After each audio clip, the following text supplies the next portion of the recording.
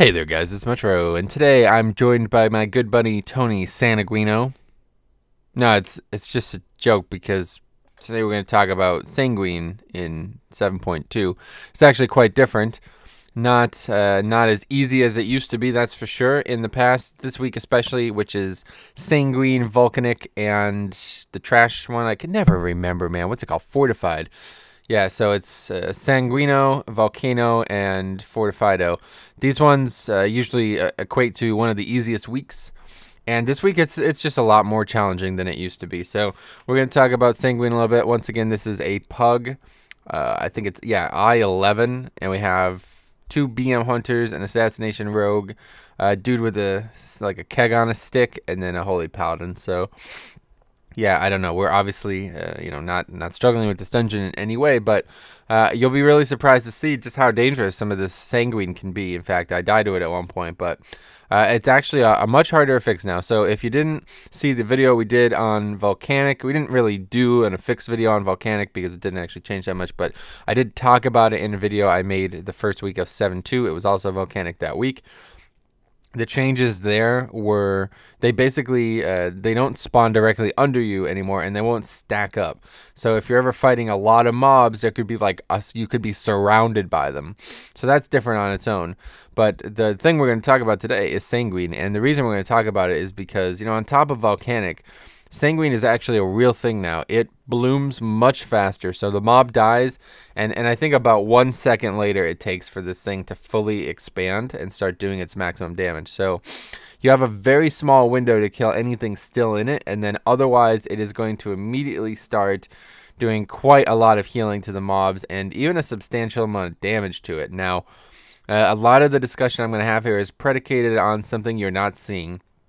I did a bunch of other videos and I didn't record them, and frankly it doesn't matter if I did or not because I wouldn't have had time to edit them all down into one video. But the reason I'm so weary of this affix is mostly because of some incidents in Kara, especially lower Kara. And what's happened here was there's so many mobs in some of these dungeons, and this one too, it can apply to this one as well, because there's a lot of weird high volume packs in this dungeon. Now, the reason it's dangerous to me is because it stays for, so there's 2 things that we need to discuss today, okay? I have it written down over here. Does Sanguine do damage based on difficulty? Okay, that's number 1. And if so, has it always? All right. And the reason I'm asking that is because we did a Kara, I think it was like 11 or 12 or something like that. And there's so much trash in that dungeon, right? It's packed full of little shitty trash. And it all Sanguines, right? No matter what you kill, as long as it's trash, it's dropping Sanguine. So, like as you see there, that 5 slimes there, it's quite similar to this dungeon as well. So, I think there'll be some good examples here in the actual video as well. But as you see there, I was stood in it for a very short period of time, and it did quite a substantial amount of health. So, what I'm saying here is, has it always done this much damage? Because I don't remember it ever being this dangerous. But of course it expands much faster, so I think that might be part of it. But regardless, I don't know, maybe it does scale off, the fact that it's fortified this week. If so, that would make some sense. I've yet to do anything lower than a 10 this week, so I'm not actually sure. But actually, no, that's not true. That's not true. I did do a 5 last night at my Demon Hunter, and Sanguine still did a sizable amount of damage to our raid-geared players that were in there carrying one of our friend's keys. So, I don't know. I think it does a sizable amount of damage one way or the other. So, this might actually be it here. At one point, I almost died to it, and then later on, I do die. Look at all those volcanics, though. Yeah, it's pretty scary. It's like freaking Mount Vesuvius. Yeah, look at that. So that's just what appear to be 2 ticks. The rogue was stuck in it, and he did die. Now, I could have freed him. I don't play very well in this video, spoiler alert. It seems like I is always my least, the thing I'm the worst at, because there's a lot of finesse, a lot of dispelling, and a lot of healing. I also got Cephal's Secret, by the way. You can't see the weak ore there, but anyway, so trying to identify if Sanguine does a lot more damage now, if it does damage based on difficulty, if it has some type of synergy with the affixes, or something else, and has this always happened? This is the first question that if you guys can answer for me, I would like to know, because like I said, in the lower Kara we were doing, we were just pulling trash, and it was like we were just getting killed by it because there's so much fucking trash. It was like we'd try to kite, but then, you know, the mob in question wouldn't actually die. Oh yeah, that's another thing I want to talk about in this video. This odd route we're gonna take. So take a bit of a diversion here. We're going from, instead of doing the second boss, we're gonna go to the third boss. So I don't like this at all, and I'm gonna show you why. But so I feel like this is a strategy that people used back when the birds didn't give like a, what do we call it, a mob count, when they didn't give mob count. But now that they do, I don't see why you would do this. I think this is slower, right? Like it's just factually slower. I'm fairly certain, going back and forth like this twice. I don't think this is faster, but I think people do it because they fear the birds and the wind current shit, but it's not actually anything to fear now. Like, it's actually a good thing. I would grab these 2 packs and a bird, and we just light them up, you know what I mean? Like, they're not dangerous in any way. And the birds give like 2% each. So it's actually, I don't know. I had it all mathed out at one point in my head, but anyway. So there you go. You see how big, look at that. I mean, that's just, so that's another thing. So then the second thing on the list we want to talk about here is how long does Sanguine last? Because when I was doing it, and in that case too there, that kind of happened there, but I was doing it in dungeons with like high volume, like shitty trash mobs that are just going to drop it constantly. And it was actually forming an impassable area. We were in Lower Kara, and we pulled all that shit in the balcony area right before Maiden and on the way down to Morose. And it just all died on the stairs. And we're like, dude, we can't get past that. Like, there was like 9 fucking things just overlapped, kind of like side by side in front of the stairs. I ran through it with DP up, and I almost died to it. I have 4.5 million health, guys. Okay. So the other players in our group literally couldn't pass to it. They were dying to it. And we're like, what the fuck do we do? We're fucked. We have to go the other way now. We have to like change the strategy. So obviously that's an extreme case, but you know, those 2 questions kind of coupled together. Like, is that because of the difficulty? Is that maybe just simply because the 7.2 changes in some way?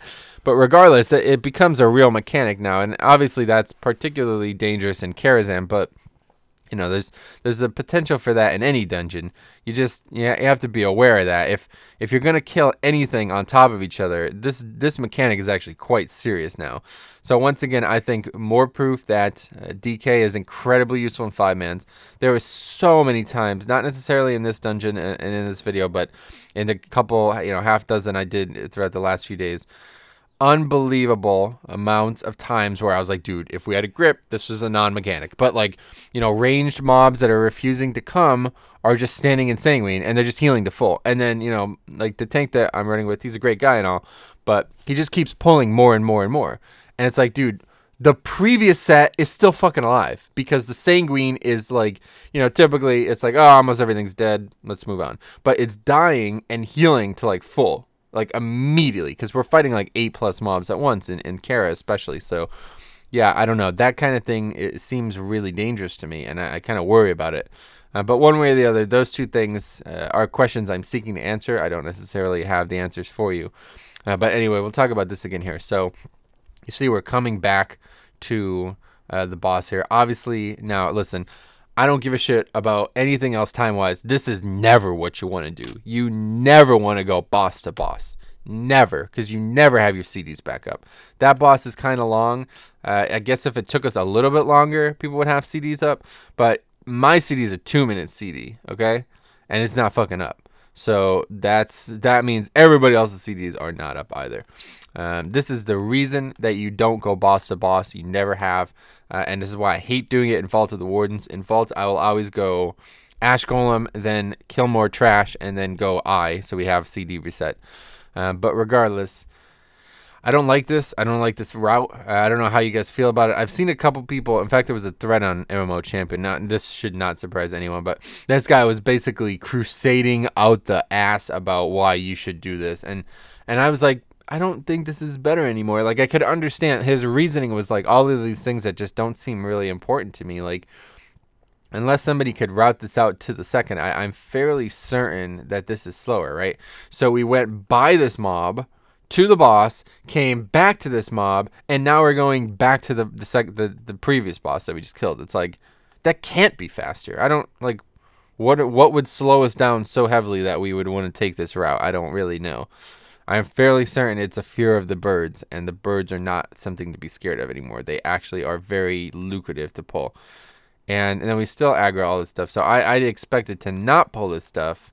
Like I thought at first he was doing this route some kind of weird mob count thing. Like it was gonna adjust our mob count, but now without the birds, we're pulling like absolute trash. Like, okay, so I actually died. I thought I died as Sanguine there, but I actually died of the melees or whatever. Or maybe it was melees. One or the other got hit by something that was not Sanguine. I expected that death because of that, so because of Sanguine, but that's not what happened there. Anyway, the run back is extremely. It's such a pain. This dungeon in DHT, the run backs are brutal. They really penalize the death in here. Because this is, you already get penalized at death. You lose time. Like, it just, for some reason, when you die, time gets come off the freaking thing, even though you're not in there as long as it says you are. But, yeah, you could also get penalized another way here because now this run back is insane and you don't have a healer for a while. So, but anyway, this would have been a great hallway to show Sanguine. So that's pretty embarrassing, but I think I get there just in time. It's fine because we pull even more nonsense. But regardless, yeah, this dungeon isn't too bad. I think, like I said, Lower Kara.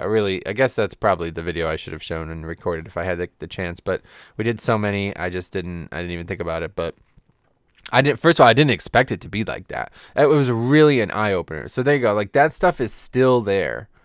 Now, so that's what I'm saying. How long does that actually last? I guess it doesn't last too long, but for example, yeah, so the descent down in Lower Kara, once again. So here we go. Look at that. I run right into that thing. That does a lot of fucking damage just from like 1 second of being in there. This shit's dangerous, man. I don't know what else to say about it. It's a lot. It feels a lot more dangerous.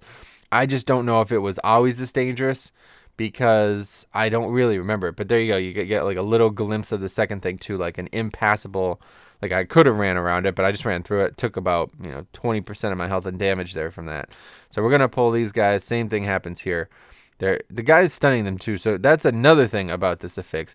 It's actually penalizing the stun. Okay, because if they're stunned in the Sanguine, they just heal to full. So you really have to be careful with stuff like that. I don't know. It's just a different affix now, it feels like. This affix used to feel like it did nothing, especially when I was on my Death Knight. I felt like it was just a trivial affix. An outing with Sanguine, usually especially, was coupled with another easy affix. I think it was like Sanguine Overflowing or Sanguine Volcanic like we have here. And it was kind of like a non-factor.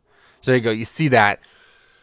Just a pro move. Just a pro move. Stunning a critter.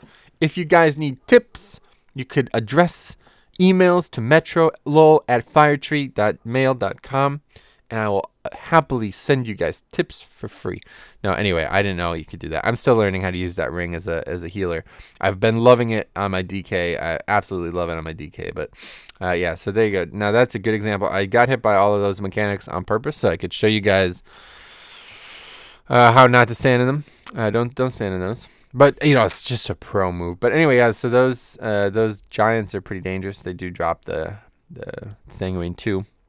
Now, one final thing we do want to talk about here is, will Sanguine heal bosses? This is something that we almost ran into a couple times yesterday. I can't remember what dungeons, but we had situations where like trash. Oh fuck, we pulled the boss, but trash is still coming as well because of Sanguine, right? Like this happens so often, man. It's really hilarious to me how much this heals for, because we kill like 5+ mobs and then 4 of them die and 1's still alive, but it just heals to full. Like it just literally heals to full if we're not immediately attentive to it. So that's our bad, obviously, but I don't know. I'm just surprised by it, I guess. I can't get over saying that. I'm really, a Sanguine really feels like a more sizable challenge now. So then, yeah, that mob's like kind of full health, like lagging behind a bit, and we think it's dead, so we go boss, and we're not potting or worrying about that, so nobody even notices we're still in combat. And then the mob kind of, hey there guys, it's Mobtro, and today I'm gonna drop Sanguine. So we were like panicking. We're like, oh my god, it's gonna heal the boss. Oh my god, shit like that. So only probably even more oh my gods. Yeah, so I don't know if it does. So we never found out, I don't think, because we were like so hyper cautious about it. But anyway, if you guys know that, let me know. So 3 questions today. Does Sanguine do damage based on the difficulty of the dungeon? Maybe based on the mob? In any way based, like scaling at all? I don't know the answer to this because I did the plus, whatever it was, Kara and other dungeons, and the Sanguine felt very, very dangerous. In here it does as well, but there's not as many high volume packs. And then I also did a +5 Neltharian's Lair, and it did feel like it did a lot of damage in there as well. But of course, some of those packs are once again inflated by kind of small trashy critters, so that could be multiple Sanguines. And if it has scaled like this in the past, where have I been, I guess? Just let me know if that's the case, if it's always been like this. And then how long does Sanguine actually last? I think maybe a minute plus. Like I said, I've died and come back to areas where Sanguine is still, and you saw that in this video. So I don't know if that's, how long it's been, but it's been at least a minute, I would say, right? If not more. Because it seems to me that it forms impassable areas in some dungeons. Like I said, once again, in a few cases here, especially Lower Kara, we killed a bunch of mobs in a small corridor, and then, we were on the side of it that we needed to go across. Basically, we needed to cross it, and we're like, you want to go first? You want to go first? Because it was surprisingly damaging. And then also, will it heal bosses? Like, for example, if we pulled some trash with the boss, if that was impossible here, I'm not sure. But, pull some trash with the boss, and then it drops Sanguine under the boss, like especially this boss. If that happened here, we can't move him. He doesn't fucking move, unless maybe on the PTR he's bugged or something like that. You could grip him out of his hole, but yeah, it can't be moved. So I don't know how that would function on a boss, I don't know if it actually heals him, but anyway, that's pretty much everything. So once again, just kind of a shortened summary here. I think Sanguine is now a real threat. It blooms much quicker, and even coupled with volcanic, and now, in some cases, it requires a lot of movement. You basically have to constantly kite as a tank. Like, if you're fighting anything more than 3+ mobs, you're basically going to have to kite constantly, which is not my favorite thing to do as a tank. Luckily, as a DK, I will enjoy one way or the other. I'll be able to grip mobs out of it easily. And it's almost better to kill them like it's bolstering, right? Or you just kind of delete them all at the same time. Like, that's what I've been trying to do as much as I can with whole. Oh yeah, so we missed mobs here. It's another reason this fucking route was retarded. I don't know. I don't like this at all. But anyway, yeah. So you have to kill them all at once, essentially. If you do that, you actually get a lot of value, because then all of them drop Sanguine at once and nothing happens. But then again, if that is creating like this impassable wall, it could be a problem. So I don't know. Anyway, thanks for watching, guys. If you have any questions, then let me know. I have some good videos that'll be going to be coming up in the next few weeks here. So I'm excited for that. But this week, we didn't actually get a new fix, but we did get Sanguine, so it was a little bit different. So I want to make a video on that and show you guys my experience in PUG Eye of Aszhara 11. Thanks for watching. See you guys in the next one.